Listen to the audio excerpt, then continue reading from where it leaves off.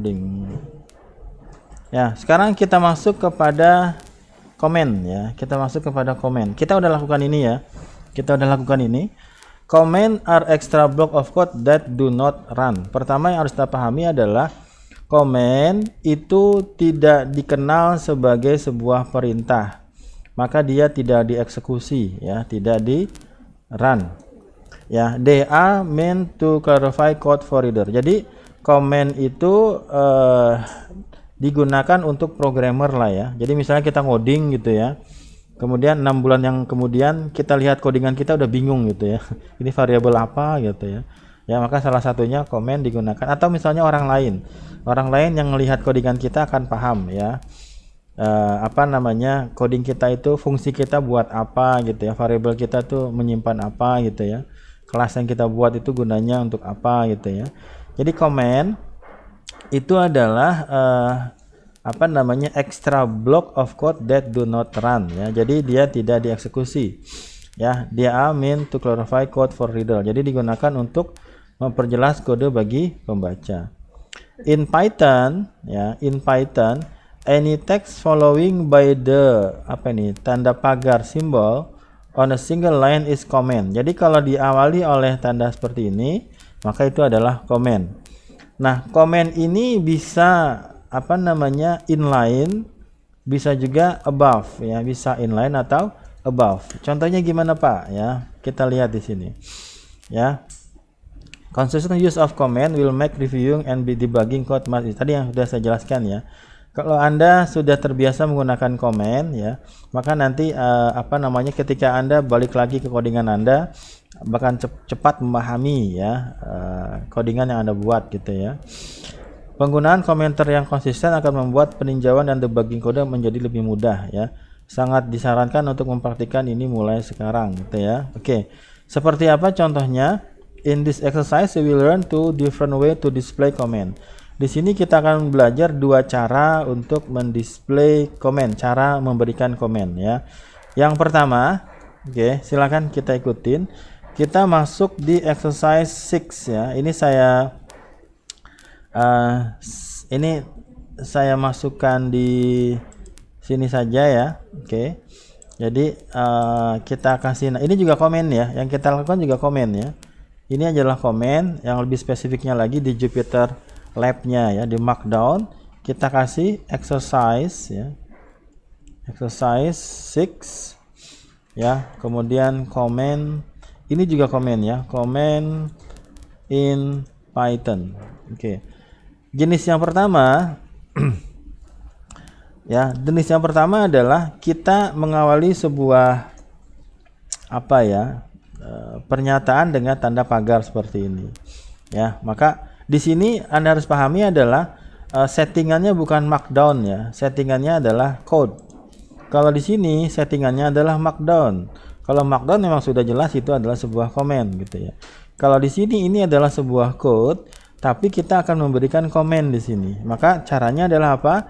Berikan tanda pagar, baru kita kasih this is a comment gitu ya. Nanti kemudian kita bisa kasih perintah di sini gitu ya.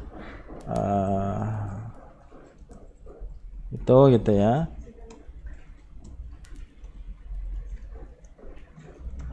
Dan selanjutnya. Nah, di sini kalau Anda perhatikan di sini, maka yang baris pertama ini adalah sebuah komen ya. Baris yang kedua karena tidak diawali oleh sebuah tanda pagar, maka ini dikenali sama Python adalah sebuah instruksi. Jadi ibaratnya Python akan mengenal. Jadi kita bisa bikin ini sebuah instruksi, kita bisa mengubah ini menjadi sebuah komen. Caranya gimana Pak? Kita kasih tanda pagar di awalnya kayak gitu. Ya. Jadi biasa kalau kita ngoding, kalau kita pengen menonaktifkan beberapa perintah, kita kasih perintah aja. Kita kasih komen aja gitu ya. Kita bikin beberapa perintah, kita bikin fungsi gitu ya. Kemudian kita pengen ini nggak usah dijalanin dulu lah ya. Kita matiin dulu. Nggak usah dihapus, kita kasih komen aja gitu ya. Maka itu cara kita memberikan komen, cara yang pertama. Ya, jadi kalau ini kita berikan maka tidak ada pengaruhnya ya. Ini tidak ada pengaruhnya, ini tidak ada pengaruhnya. Ya. Tapi tadi lebar sudah terlebih dahulu sudah dikenal ya. Kalau misalnya tadi lebar sudah dikenal ya, kalau kita panggil lebar lagi harusnya dia sudah sudah ada ya, karena sebelumnya sudah dikenal, sudah saya run ya. Caranya gimana Pak? Kita harus restart kernel and clear all output seperti ini. Baru sekarang kalau kita run, maka lebar nggak bakal dikenal ya, karena lebar di sini apa namanya adalah sebuah komen gitu ya. Kalau tadi saya run duluan, sudah dikenal duluan sama Python-nya. Ketika kita kasih komen udah dikenal sama dia, baru kita kasih komen gitu ya. Tapi kalau kita restart kernel, maka sekarang baru dia tidak kita kenal, not defined ya. Memang sengaja, tapi kalau kita kasih panggil panjang di sini ya nggak bisa di shift enter. Bisa di ini nggak, restart kernel nggak? Coba di restart kernel ya. Oke ya. Itu adalah komen. Yang kedua sama aja ya. Ini komen yang pertama. Yang kedua kalau Anda lihat di situ ya, di sini kita ada tetap nggak bisa. Pakai apa dia? Jupyter ini. Kita lanjut. Ya, kita masih di komen ya. Kita masih di komen. Kita masuk yang nomor 2 aja. Ya, coba kita ikutin aja. Di situ ada komen namanya apa namanya? Set ya. Set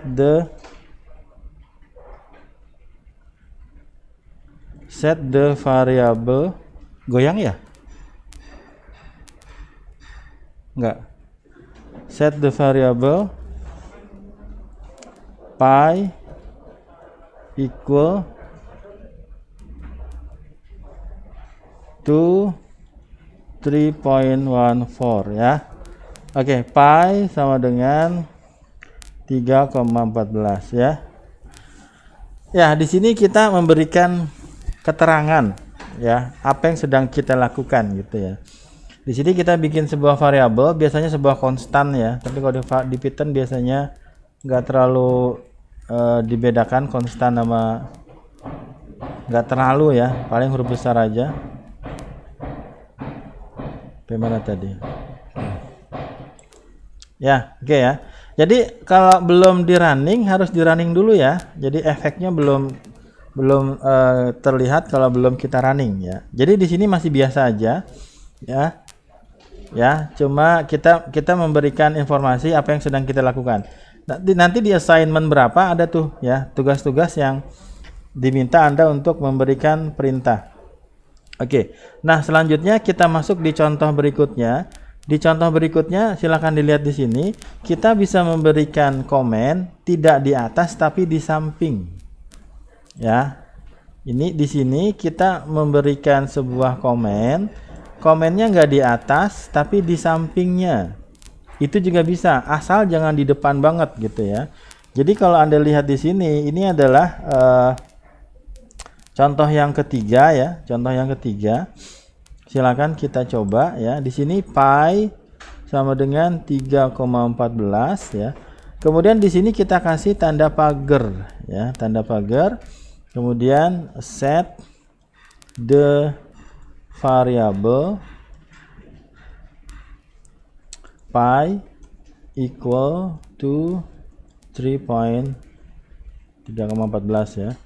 Nah, di sini ini juga sering dilakukan ya. Ini juga sering dilakukan. Yang membedakan adalah kalau yang pertama di sini komennya di atas seperti ini, gitu ya. Ini bisa gitu. Yang kedua, kita berikan komen tapi nggak di atas, tapi di samping. Syaratnya apa? Syaratnya jangan di depan. Kalau di depan itu dianggapnya sebagai sebuah komentar. Tapi kalau di samping di sini, ketika dia ketemu tanda pagar di sini, maka dia diabaikan gitu ya. Jadi gampangnya kalau komen itu diabaikan gitu, dianggapnya nggak ada gitu ya. Oke ya, dianggapnya tidak ada. Perintah itu tidak dianggap sama Python-nya. Ya, jadi yang dari sini yang coba disampaikan adalah ada dua cara memberikan komen. Yang pertama adalah kita berikan di atas ya. Ataupun nanti kalau komen bisa nanti ada namanya docstring ya. Docstring itu kita jelaskan nama fungsinya, kemudian kegunaan dari fungsinya gitu ya di docstring. Tapi di sini seperti ini ya. Jadi Anda harus paham ketika ada seperti ini, apakah di atas atau di samping, maka ini adalah sebuah komentar. Jadi kalau komentar tidak dianggap sebagai sebuah perintah. Ya, ini gunanya untuk programmernya, buat manusianya, untuk memahami oh ini yang kita lakukan pi ini apa gitu ya, merepresentasikan apa. Oke, sudah ya. Itu adalah yang 15. Oh, masih banyak lagi. Ya, kemudian ini tadi sudah ya. Ini yang udah kita lakukan tadi, ini sudah sama persis. Kemudian nah ini ada ketemu yang namanya adalah docstring ya. Ya, ini docstring. Docstring ini kita gunakan untuk docstring singkatan dari dokumen string ya. Ini nanti kita gunakan di sebuah fungsi atau kita gunakan di sebuah kelas ya, atau di sebuah program ya. Nanti di situ infonya apa aja? Infonya bisa aja siapa yang bikin, tanggal berapa dibikinnya gitu ya. Kemudian nama fungsinya yang seperti kita lakukan sebelum-sebelumnya itu bisa dikatakan sebagai dokumen string ya. Walaupun nanti dokumen string dari dokumen string kita bisa langsung tarik ya. Nah, fungsi itu interface-nya apa gitu ya. Ya, kemudian cirinya adalah ini adalah contoh dari docstring ya. Ini saya nggak bahas sampai sini, nanti silakan Anda coba aja. Jadi kalau docstring itu kita kasih tanda petik 3 seperti ini. Tanda petik, tanda petik, tanda petik gitu ya. Tanda petik 3 seperti ini, nanti baru kita kasihkan. Jadi dia apa ya namanya ya, tidak terpengaruh sama new line, sama enter gitu ya. Seperti itu. Ya, docstring saya nggak terlalu detailkan ya. Saya pikir nggak terlalu. Yang penting tadi Anda sudah paham tentang komennya. Yang docstringnya saya skip aja. Kita lanjut ke 16 ya. Di sini kita ketemu sama ini tugas ya. Ini tugas ya. Oke, yang baru masuk siapa? Mbak Wina, nanti coba kenalan sama temennya ya. Kita punya tugas di setiap pertemuan. Nah, saya bahas saya bahas apa yang Anda harus lakukan ya. Oke, activity 2 ya. Finding a solution using the Pythagorean theorem in Python. In this activity you will determine the Pythagorean distance ya between 3 point. Dalam kegiatan ini Anda akan menentukan jarak Pythagoras ya. You will utilize, di sini ada penggunaan docstring sama comment ya. Jadi Anda diminta menggunakan docstring sama comment to clarify the process. Oke, kita lihat aja. Ya, oke. In this activity, you need to assign number to. Jadi nanti Anda akan menggunakan 3 variabel apa aja? Ada x, ada y, sama ada z ya. Kemudian penggunaannya adalah apa di sini? Coba kita lihat step by stepnya ya. Oke.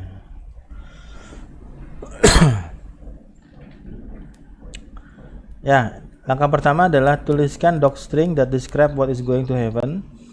Yang kedua adalah tentukan x, tentukan y, tentukan z ya, nilainya berapa? 2, 3 sama 4 ya. Kemudian tentukan determine the Pythagorean distance between x, y sama z ya. Include comment to clarify each line of code ya. Pythagorean yang mana nih? Apa rumus Pythagorean itu? Rumus Pythagoras itu apa sih? Yang kayak gini ya.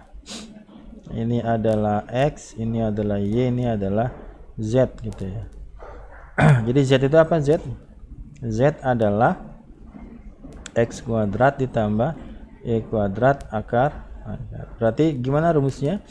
Berarti rumusnya adalah x pangkat 2 gitu ya. X pangkat 2 ditambah dengan Y pangkat 2, kemudian dipangkatkan berapa?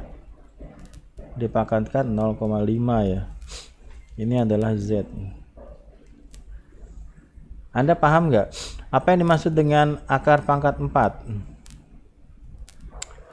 4 pangkat 1 pangkat 2.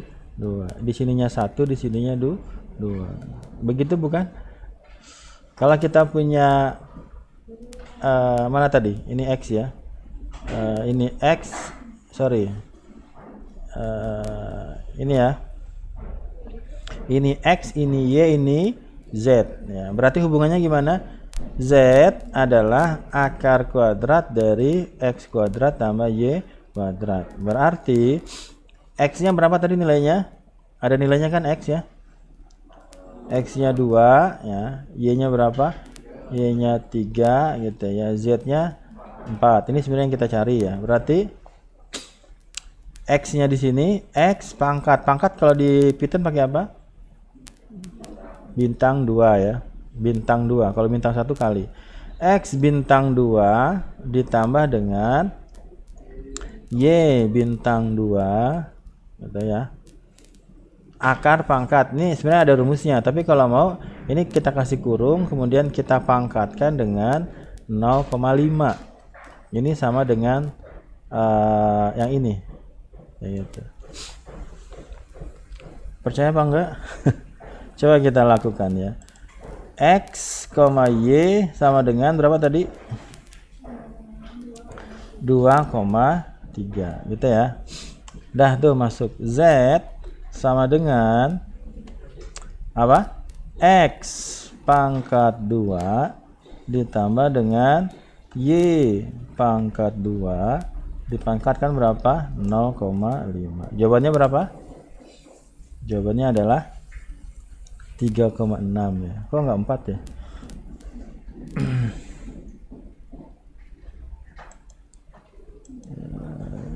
X 2, 3, 4. You should get the following output. Sepertinya saya pakai rumus yang salah ya. 5,38 Pythagorean distance.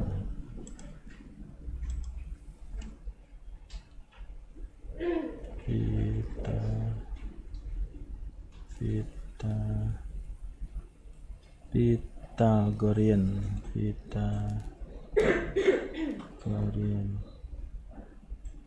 distance. Kayaknya kita salah rumus nih.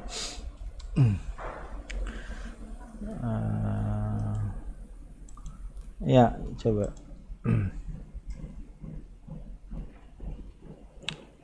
Benar sih ya.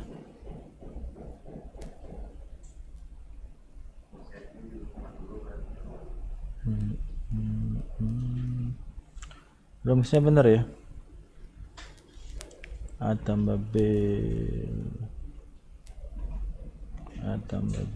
C kuadrat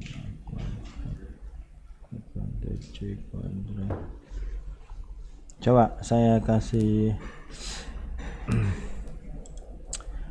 berapa 9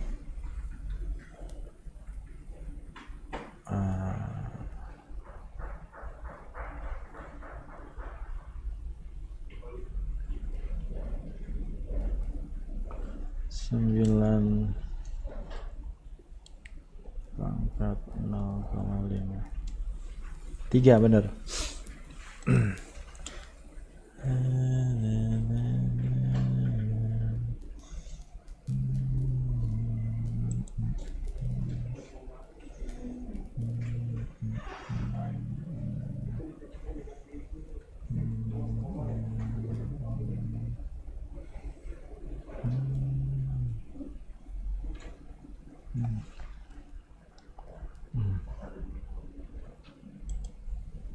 Ya, salahnya di mana ini?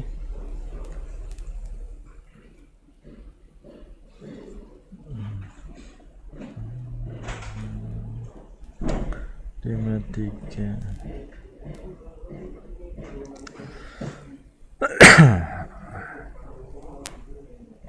Lima tiga. Z.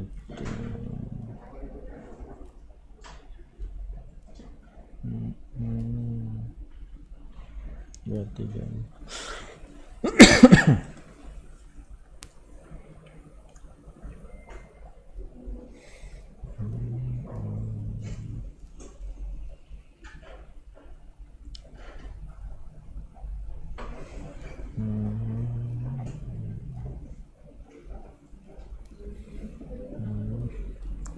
Ya, coba ya.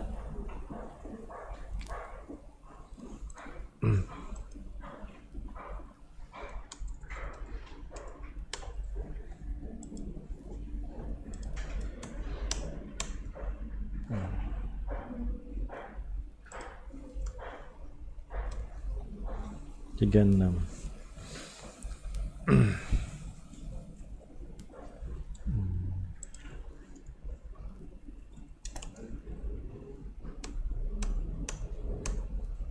Lima koma nol. 5,3.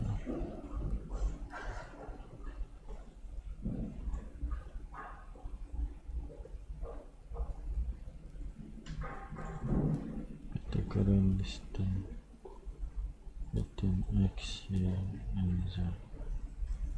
Kalau kita ngikutin rumus ini kita udah bener ya.